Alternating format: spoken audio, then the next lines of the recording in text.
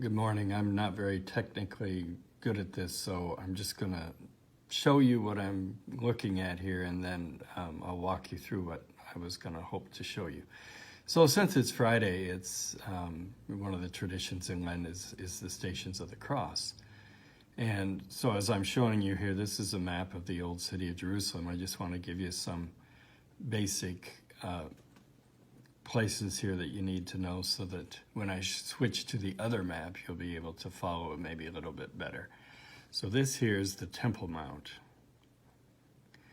And where the stations, as they stand right now, the Via Dolorosa, it starts right above the Temple Mount.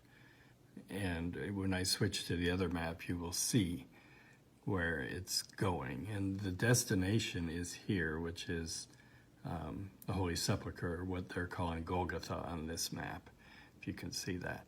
So it will snake around here. So let me switch to the other map so you can see. Okay, so here's the Temple Mount. You can see it there. And the eastern gate to the city is called the Lion's Gate or St. Stephen's Gate. And this St. Anne's Church is a Crusader-era church. And so you see where 1 starts, and 2, and then it goes on through the city. And you can just, if you want, you can look up like it has up here, it has all the stations where they're at. And by the way, there's a beautiful, wonderful pizza place right here on the other side of the street of the 3rd station, just if you're curious, if you ever get there. And you see it goes through the city, and actually what you're doing is you're walking right through markets and stores and people selling merchandise, et cetera, et cetera, et cetera. And we always go, when we do the stations, we go very, very early in the morning, like at the crack of dawn, so that the streets aren't crowded and busy and distracting. And then you see here the Church of the Holy Sepulchre, where the last 5 stations are. Now, the problem with this is if you remember in the gospel, and I'm going to switch back to the other map.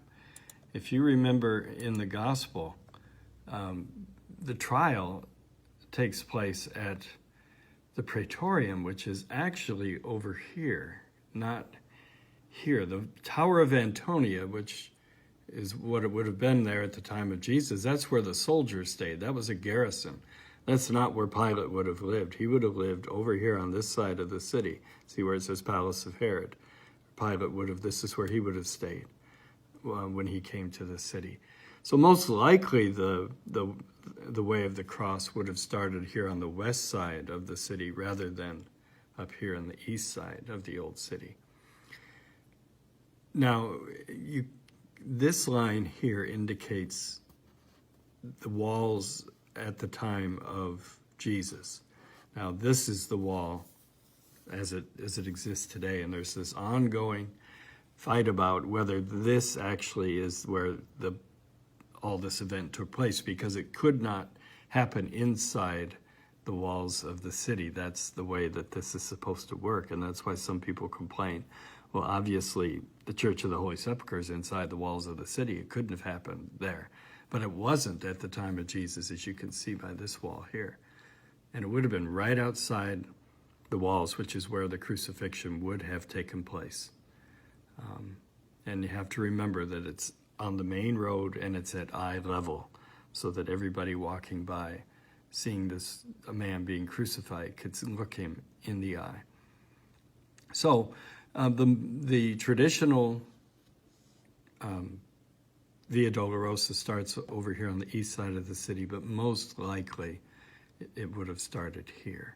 But that doesn't mean anything. It's a very moving and powerful experience to actually be in the old city, walking these 14 stations. And they're easily marked. They're marked with Roman numerals, and then even in the pavement at the stations is different. There's an indication in the pavement that lets you know that you've arrived.